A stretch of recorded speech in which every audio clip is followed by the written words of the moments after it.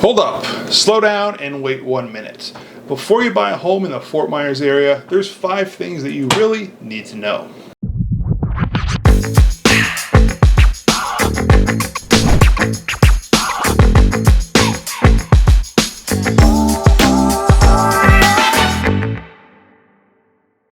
Hey everybody, my name's Zach and I'm a real estate broker right here in Fort Myers, Florida. Welcome back to my YouTube channel where I have all sorts of information about moving to the Fort Myers area and the wonderful things about Fort Myers and Southwest Florida. Today, we're going to talk about a few things that you need to know before buying a home in the state of Florida, including state laws, federal laws, local customs, and things that you need to know and understand before you sign any paperwork. Number 1, and really the heart of all of this is please do not assume anything. The laws and really the traditions of real estate can vary from country to country, state to state, and even county to county. So please don't assume that the way your last real estate transaction happened will be the way it is when buying or selling a home in the Fort Myers area. Laws obviously vary from state to state, but customs and the way a transaction is handled can vary from county to county within Florida. Buying a home in Naples, which is 30 minutes away in Collier County, that's a different process than buying a home in Fort Myers in Lee County. And please do not give us the old, well, in Ontario, we do it this way, or that I've bought and sold 10 homes in New York, so I know everything. Because if New York does things so well, why are you moving here? I realize that things are different than when you're used to, but if you're unsure of something, please ask. The other thing to consider is real estate taxes. Here in Florida, real estate taxes are paid in arrears and you only get one tax bill. Some states will bill you twice a year, but not Florida. Each county assesses the value of your property on January 1st, and they send you a bill for your taxes in late October or early November. These taxes are due by March 31st, and you typically get a 1% discount for each month that you pay your taxes in full before March, so it's in your best interest to pay your property tax bill right away. When you buy a home, the taxes are prorated for the year in which you purchase it, and you're either going to reimburse the seller for any taxes they've already paid, or they're going to reimburse you for any property taxes that haven't been paid yet while they own the property.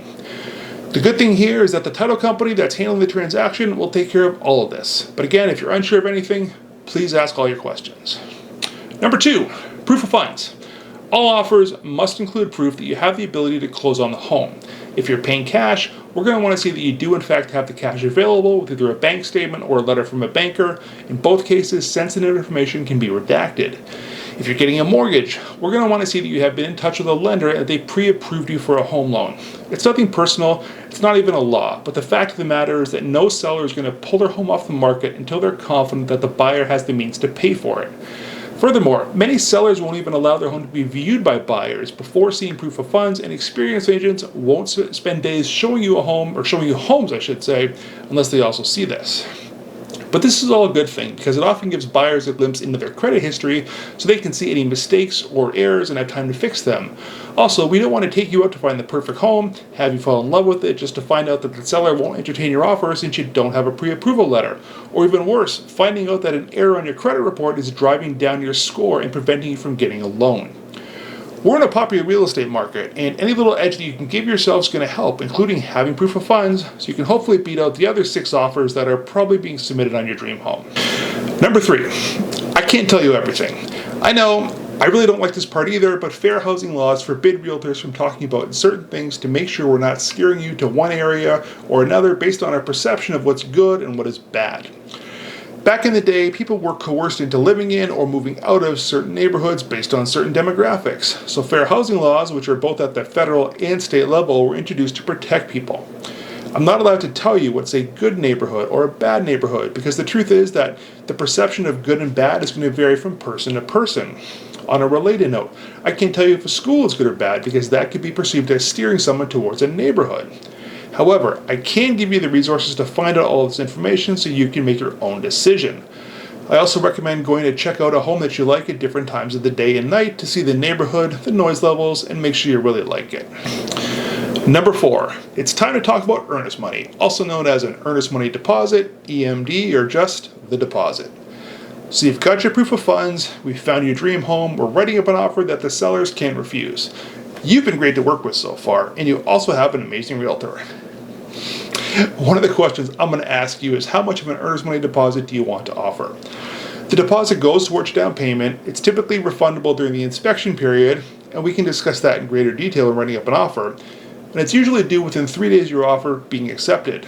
There's no set rule on the amount of an earnest money deposit, but if you want your offer to be taken seriously, I recommend at least 1 to 2% of the purchase price.